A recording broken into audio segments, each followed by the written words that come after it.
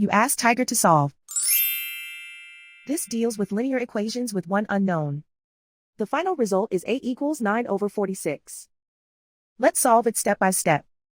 Group all constants on the right side of the equation. Subtract 20 from both sides. Group like terms. Simplify the arithmetic.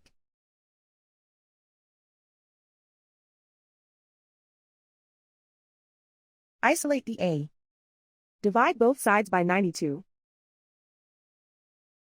Simplify the fraction. Find the greatest common factor of the numerator and denominator.